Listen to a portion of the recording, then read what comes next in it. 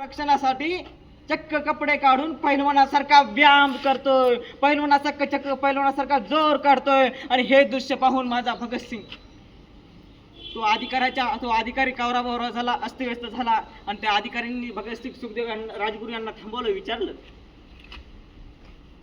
अरे तुम्ही कसली माणसं आहात? मूर्तीच्या दारात आहात, इंग्रजांच्या दरबारात आहात, तुम्हाला भीती नाही, भय नाही, काय नाही, परवा नाही. अरे ही काय व्यायाम करायची जागा आहे? अरे ही काय व्यायाम करायची वेळ आहे?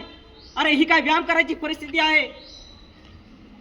असंच तेव्हा माझा सर्जा भगतसिंग कडाडला, हो मी हा भगत आज मरणार आहे या भारत मातेसाठी, या भारत देशासाठी.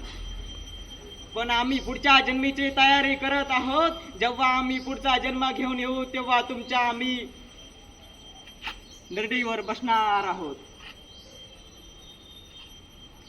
अखेर 23 मार्चला माझ्या भगतसिंग सुखदेव राजगुरू यांना त्यांनी फाशी देण्यात आली.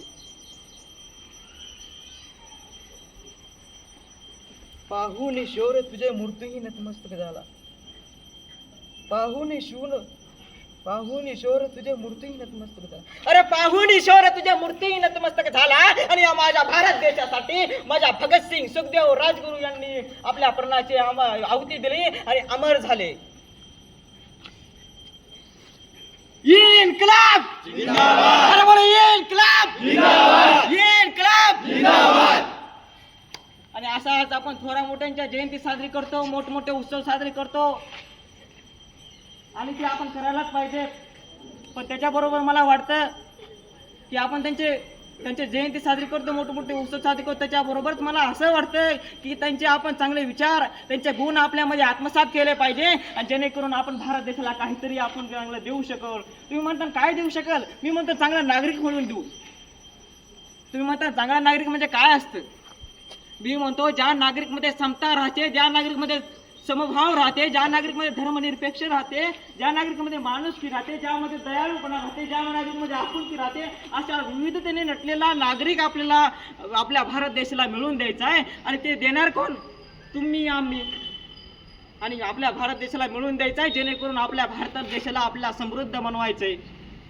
आणि समृद्ध बनवण्यासाठी आपल्याला तुम्ही आणि आम्ही लवकरात लवकर त्यांचे थोरा मोठ्यांचे चांगले विचार, चांगले गुण आपल्यामध्ये आत्मसात करूया आणि आपल्या भारत देशाला चांगला नागरिक म्हणून आपला भारत देश लवकरात लवकर समृद्ध करूयात, अशी तुमच्याकडे अपेक्षा करतो. खरं तर थोर पुरुषाबद्दल कितीही बोलावं तेवढं कमी. खरं तर थोर पुरुषाबद्दल बोलण्यासारखे भरपूर आहे आणि बोलणारे देखील भरपूर आहेत. खरं तर थोर पुरुषाबद्दल बोलण्यासारखे भरपूर आहे आणि बोलणारा देखील कितीही वेळ बोलू शकतो. पण काळाच्या आणि वेळाच्या बंधनामध्ये आपण इथे सगळेजण जखडलेले आहोत. म्हणूनच काळाचे आणि वेळाचे भान ठेवून मी इथेच थांबतो, इथेच रजा घेतो. जय हिंद, जय महाराष्ट्र. इन्कलाब जिंदाबाद! इन्कलाब जिंदाबाद! इन्कलाब जिंदाबाद! स्वातंत्र्य दिन चिराय हो.